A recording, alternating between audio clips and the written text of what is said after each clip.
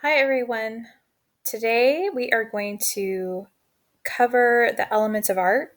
The first one we're going to take a look at is the element of art line.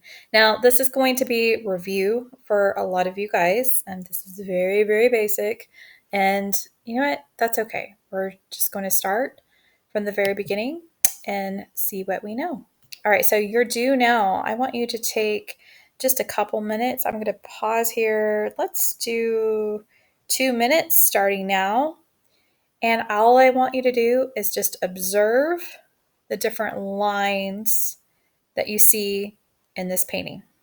And go. 2 minutes starting now.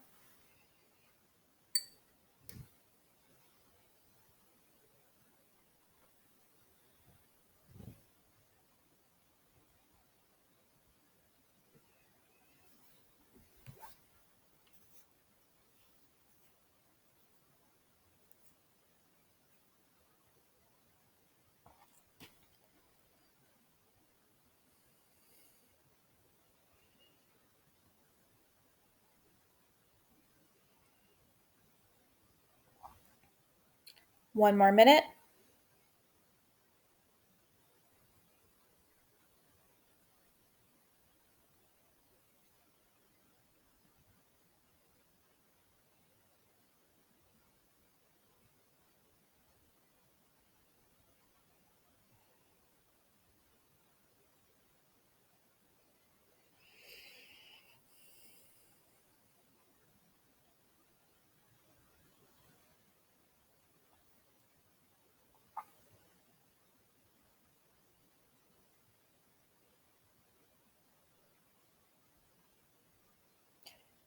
Twenty seconds.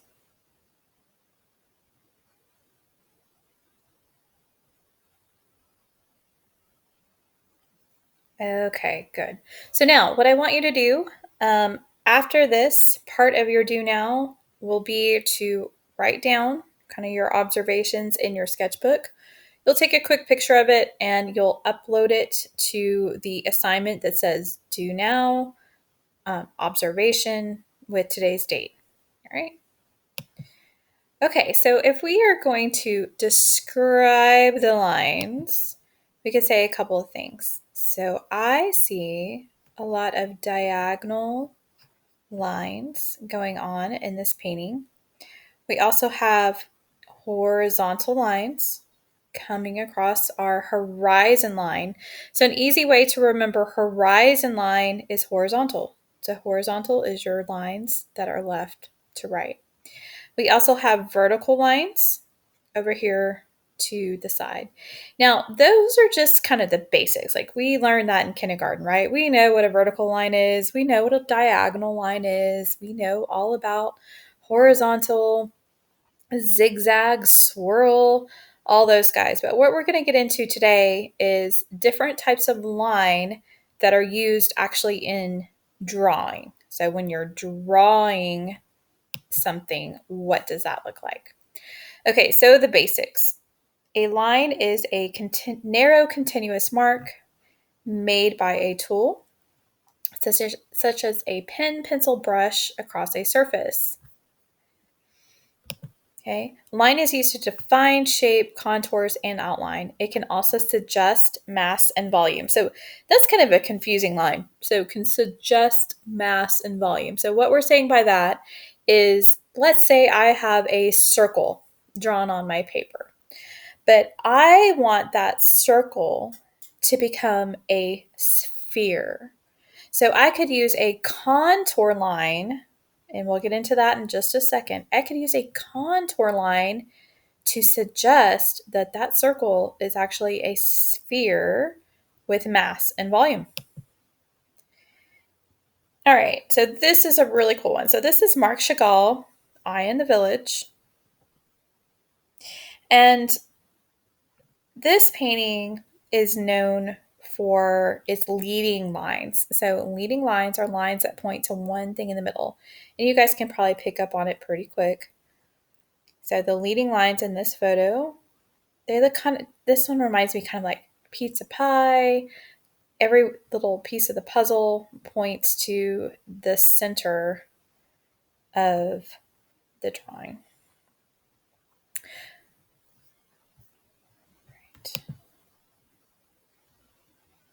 So our lines are guided to the middle.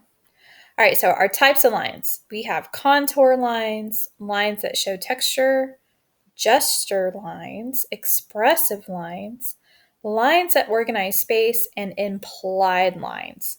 Now, some of this is just vocabulary. Like, what does all of this mean? Okay, so contour lines, lines that suggest shape and volume. So if I was going to find the contour lines on this drawing right here, so contour lines would be like these lines right here on his face that make him look kind of tired. These furrowed lines on his brow, see how they're little lines coming all the way through? Those are contour lines. Like, so even the lines of his beard, see how the lines kind of swirl? Those are contour lines. They make his beard have shape and volume. There's almost like a 3D effect to those lines. Now over here, this pumpkin. Okay, classic pumpkin. So we've got our contour lines. These little lines right here. See these little dashes all right here? That makes our pumpkin look like it's real, look like it's 3D. Same with this guy.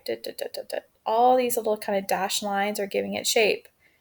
Even this. So see these lines coming down along here on our vase? All of those contour lines are giving this drawing shape and volume. So it looks like they're kind of 3D. So on your paper, you will draw contour lines on a circle and give it form and value. So you can just kind of do a quick sketch of a circle. Don't stress too much about it. Just, it doesn't have to be a perfect circle. Just get a circle on there, and then you are adding the contour lines that you think you need to make it a sphere. I'm going to pause here for just, let's see, let's do this quickly. I'll give you 1 minute. Yep, that's right. 1 minute. We can do it. So add some contour lines on your paper. So quick sketch circle, add the lines that you think you need to turn that circle into a sphere. What kind of lines can you add to give it volume, take it from a 2D to a 3D object?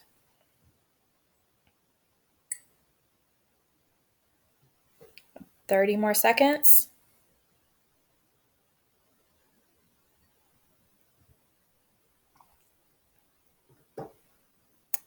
And 10, 9, 8, 7, 6, 5, 4, 3, 2, 1. Good. Okay.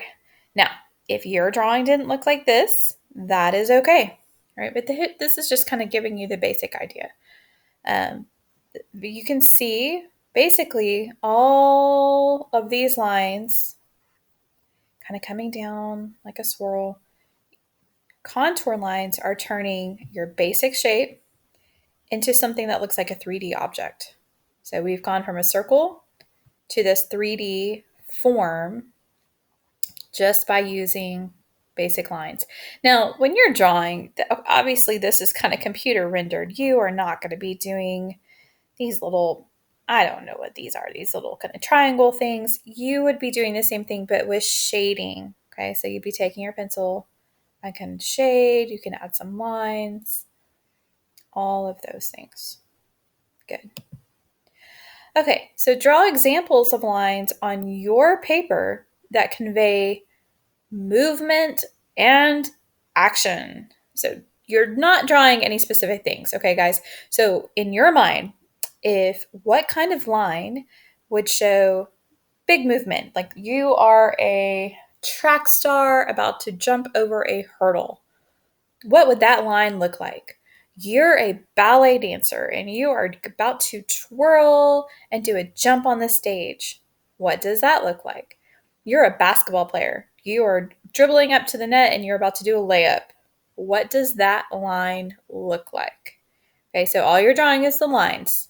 You're not drawing a basketball player with the basketball. You're just going to show me the lines that convey that movement and action. Okay, I'll give you about 1 minute here. Just go quick. They're quick, quick, quick. I'm just looking for lines. Basic lines. I should see probably some kind of waves of line. Maybe you've got a swirl of a line. Maybe you've got a diagonal line. Maybe kind of a curve or a swoosh. Maybe you got a three-pointer going on. Right? And good. Okay, so gesture lines show movement, energy, and action. Okay, so in this painting, so this is a Rococo painting, The Swing. If you are in 7th grade, we will be studying this painting closely. But in this, we can kind of get a sense of the movement and the energy of these lines. So we know what a swing does, right? So a swing goes like this, right? And the way the painter has painted it, it gives us this sense of movement and energy. So the way the lines are, so we have the ropes on the swing, right? So kind of these diagonal lines, and then the curve of her skirt, the point of her shoe coming up here. So we've got diagonal, kind of this curve, gesture, line. What about these guys? These guys are there. We've got here. So we've got this guy and him. He's reaching out. This guy's doing a cartwheel, back bend, the sculpture. So this is a horse. A horse and it's hard to kind of see. This is basically like a horse and I think like a toad or a rider. The rider is falling off of this horse, but we can see kind of the gesture line of even a sculpture. All right, let's see how this turned out.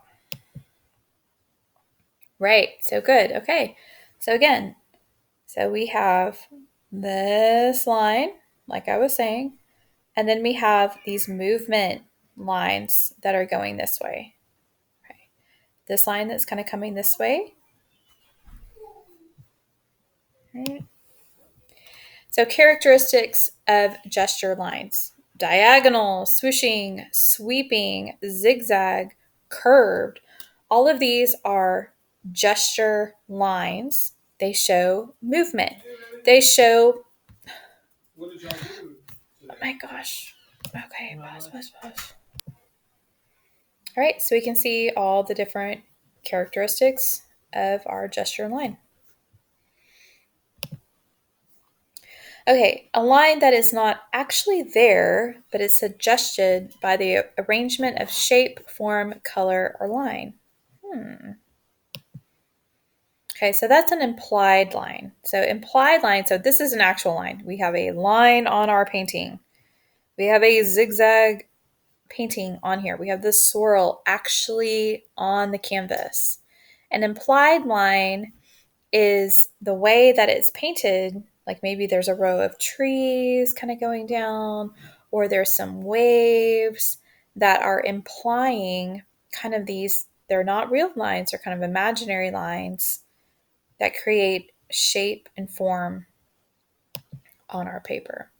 Okay, so here we go. So how does this artist use implied line? A line that is not actually there, but is suggested by the arrangement of shape, form, color, or line. All right, so let's take a look at this. I see a lot of implied lines in this. Let's take 1 minute. I'll let you kind of see. If you want, you can put your comments in the chat box of the Google Meet. Let's see what we come up with as a group.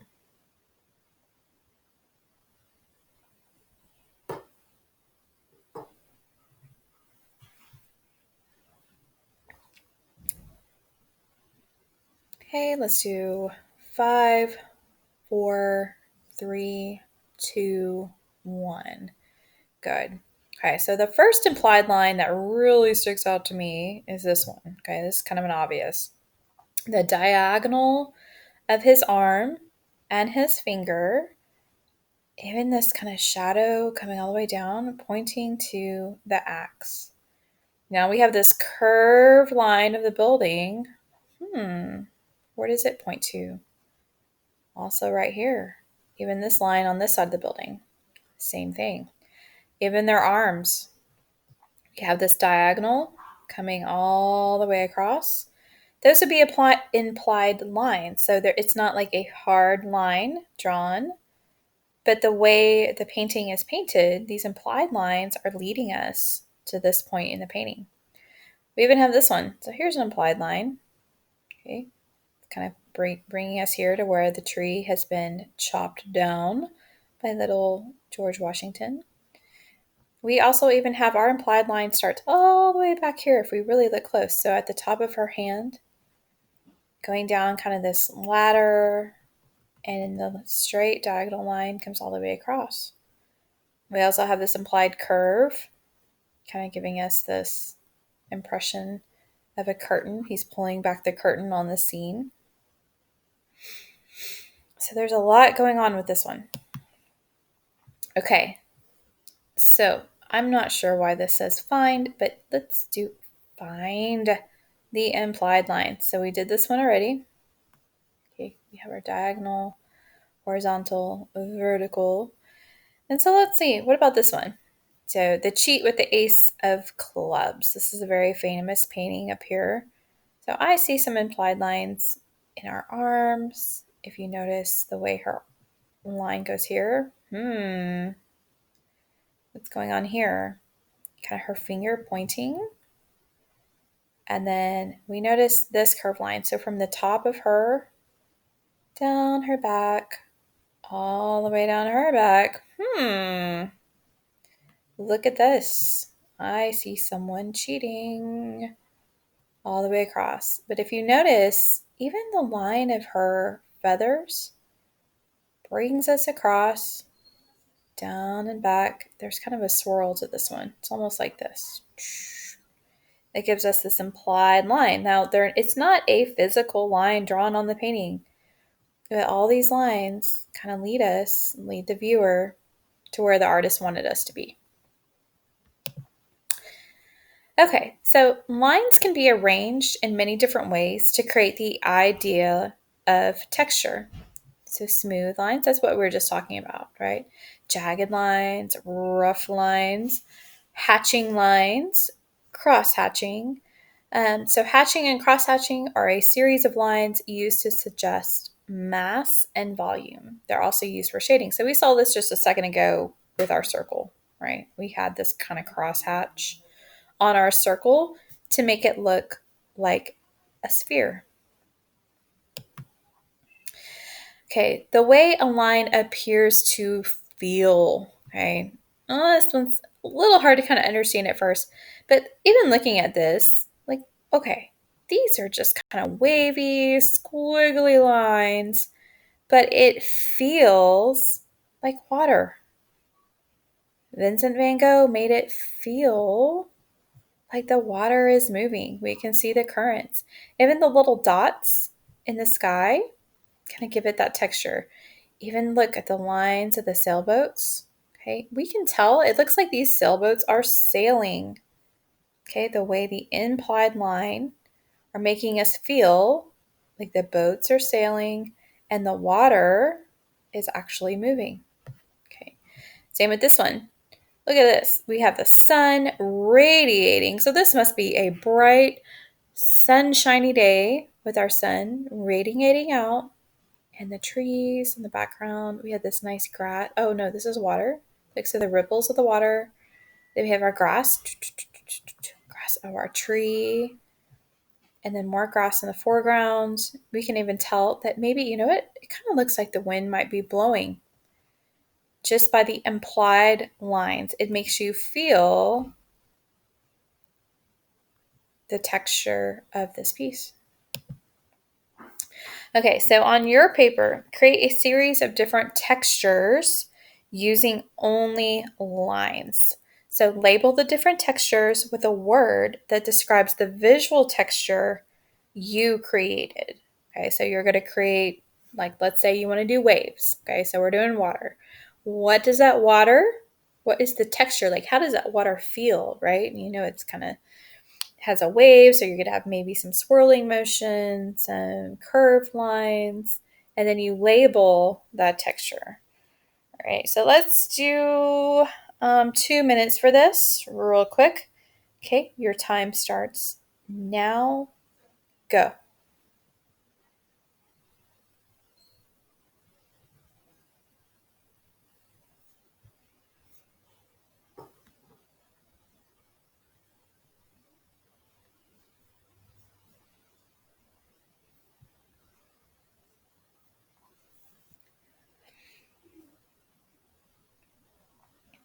One more minute.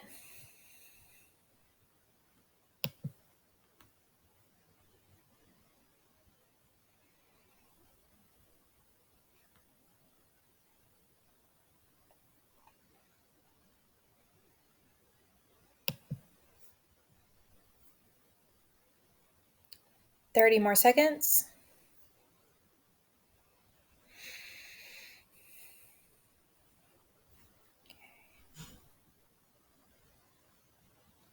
Right? And stop. All right, we're going to stop there for today, and we will go over tomorrow. We're going to go over expressive lines, lines that organize space, lines in architecture, characteristics of line, and then we will do a kind of a reflection artist statement. All right, not to get ahead of ourselves. Let's go back to where we are.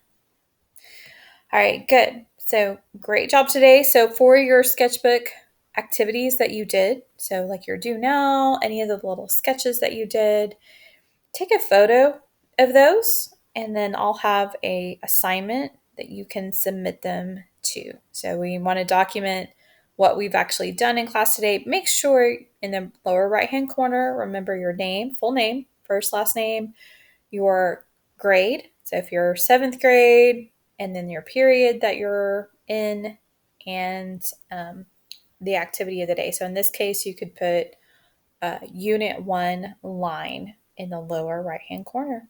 All right, guys, great job today, and I can't wait to see what you did.